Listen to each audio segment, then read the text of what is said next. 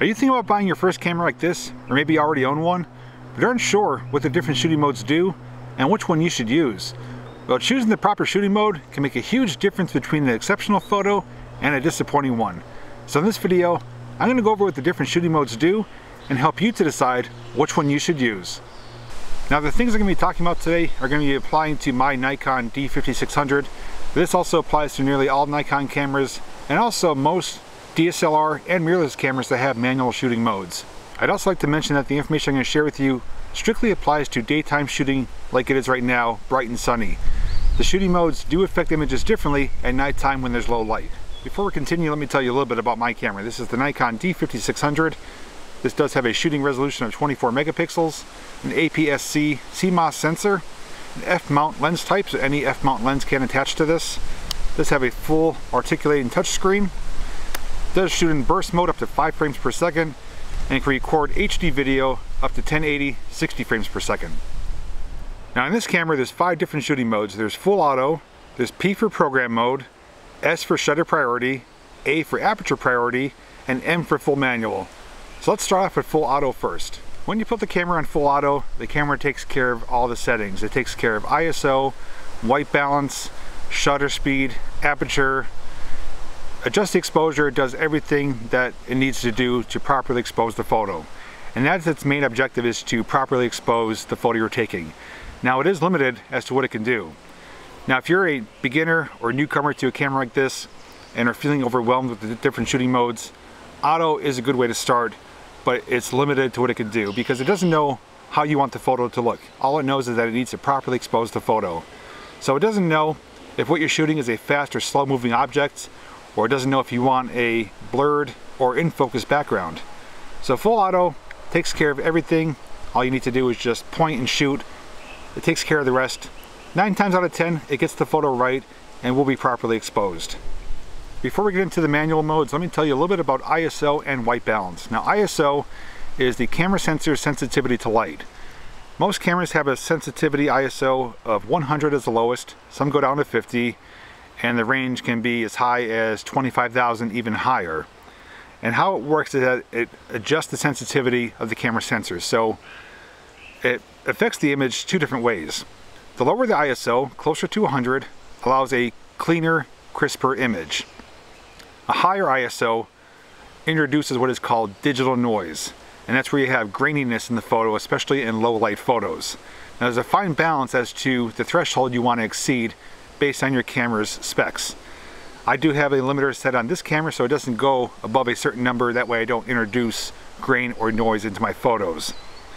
But ISO can be adjusted manually or automatically through the camera depending on how you set it up. But the way it works is that lower light, you have to introduce a higher ISO to compensate for the lack of lighting in the frame of the camera. If you go too high, you'll have a nice bright image, but you're going to have a lot of digital noise. On a day like today, if I was to shoot a picture right now, I would have the ISO as low as possible at 100 because I don't need to introduce any more sensitivity to the sensor. There's already sufficient light giving the proper exposure to the image. For white balance, it's pretty simple. It's going to make the image look either warmer or cooler. Use this for example. In your home, if you have incandescent lighting, that's typically a warmer looking light. It gives off a warmer glow. If you were using fluorescent lighting, it's a cooler looking light, and it works off the Kelvin scale. So based on how you want the image to look is how you adjust the white balance. But for me personally, the camera does a fantastic job at adjusting white balance. I never change or touch the white balance settings. I leave it on full auto for white balance. It gets it right 9 times out of 10.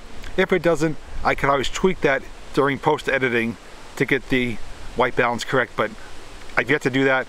The D5600 does a stellar job at getting the white balance where it should be. Let's move to our first manual mode. That's P mode, which stands for program mode. That gives you control over ISO. So as we just talked about, ISO you could adjust manually to have it down low or high based on the amount of light in the environment. Now you can obviously make mistakes, and that's why it's only limited to allowing you to control ISO, kind of to get a feel for it as to how it's going to affect the photo. If I was in program mode today, a bright environment like it is right now, I would have it at 100 and just leave it there. If I was going into a really shady spot or a lower light environment, then I would then want to start creeping up the ISO to get a better exposure. Since you do have control over the ISO, the camera does take care of shutter speed and aperture. So those ones are taken care of automatically. All you do is adjust ISO. But I will be honest, most people never use program mode. It's very limited to its capabilities. It's just more or less for practice to get used to how ISO will affect the photos themselves. Now the next two manual modes is what I shoot in the most and what many other people do as well. So the first one is S, which is shutter speed or shutter priority. That controls how fast the shutter closes when you press the shutter button on the camera to take a picture. So the way it works is in daytime use, what we're talking about now is if you have a lower shutter speed and you have a fast moving object like a vehicle, if you use a lower shutter speed, it's going to show movement, even some blurriness, because it's moving faster than the shutter is closing. If you increase the shutter speed to a higher shutter speed, you will freeze frame that image, a moving car, and it'll look like it's standing still. So I'm going to put up two example images right now on the screen. The first one is a slower shutter speed, and the camera's on the tripod, so the camera's not moving, the camera is stationary, but the car is moving. On that slower shutter speed, you could sense that there is movement. You can see some blurriness. The car is not completely in focus. You can tell that the car is moving down the road. For the second image with a much higher shutter speed, camera's in the same position on a tripod, that car looks like it's just parked there on the road. It doesn't even look like it's moving. That's because it freeze framed it right in place because that shutter speed closed so fast, it captured it right in that moment. Now the next mode is my favorite shooting mode, the mode that I shoot in most times, except when I am trying to control shutter speed. That's aperture priority. And that's what most people do want to shoot in when they want to control the depth of field. So inside the camera lenses, there is a circular ring, and it's kind of counterproductive as to how it sounds when it's explained, but I'm going to also show on the screen an illustration to help you see a visual as to how I explain it. So for example, if you have a lower aperture, say of 1.8, that ring is opened up really wide, allows in lots of light, and shortens the depth of field, allows for a blurry background behind the subject. If you go to a higher aperture, say of f22, that closes that ring down really small, lets in a small amount of light, and keeps both the foreground and background in focus. So I use aperture priority when I want to control the depth of field. So if I want a blurred background behind the subject, whether it's a person, a flower, an animal, whatever it is, if I want a blurry background, I want to have the aperture down as low as possible. Now in this lens here, this is the 18 to 140. This has an aperture which is also known as an f-stop. The lowest it could go is 3.5. So 3.5, which is the widest it'll go, will give you some blurriness, but not as significant as say a 1.8 or even a 1.4. Now the highest it goes up to is 5.6, and that's when it's zoomed out. Now when I say highest, that means the high-low. So when it's zoomed out this far, you can't stay at 3.5. It bumps up to 5.6 because it has to compensate for the focal length. But even though it's at 5.6 as the lowest, you can still go higher up to say f22. Typically when you are zoomed in like this, a telephoto shot, it's going to blur the background. Unless you increase the aperture to a higher number, say of f22, then most things will be in focus, both the foreground and background.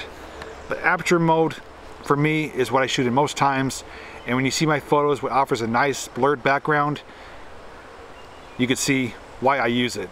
To better illustrate this example, here's two more images I'm going to share with you. Now again, the camera is on a tripod, it's not moving, and everything as far as distance to the subject and the background is the same. Now the first one I have on a really low aperture, which allows it to open up really wide, and you can see that the leaves right in front are in focus, the background is nice and blurry. On the second image, I do have the focus on the leaves, they are in focus, but nearly is all the background as well. That's because the f-stop or the aperture is much higher, closing that ring down, allowing the same focal length in the foreground and background. Now the last mode is something that you want to get to when you are comfortable to do so, but it doesn't hurt to experiment and to play around. That's M, which is full manual mode. Now there you have control over all the settings. You are controlling ISO, aperture, and shutter speed. Now that can sound overwhelming, but I could tell you from my personal experience that when you do shoot in either S or A, shutter or aperture, you do get a good feel as to how the camera will perform and what numbers you want to have as far as what you want to achieve for the actual image, whether you want it blurred or frozen, if you want a blurred background or an in-focus background. So when you get the full manual, you are adjusting based on how you want the image to look and the subject that you're shooting. But it can get daunting because if you go too far in one direction, the image will be underexposed or overexposed. The main goal when you are adjusting these settings is getting proper exposure. It can be tricky when you have a bright and dark setting in the same image. It's either going to expose for too bright or too dark. So that's where full manual comes in, because you could expose for what you want. If you had on full auto, 9 times out of 10 it's going to expose on the brighter part of the image, and it's going to make whatever's in the foreground or in front of the light darker and be underexposed. So full manual will allow you to control everything. So hopefully now you have a better understanding of the different shooting modes, both on Nikons and most cameras like this that have the mode dial and different shooting modes.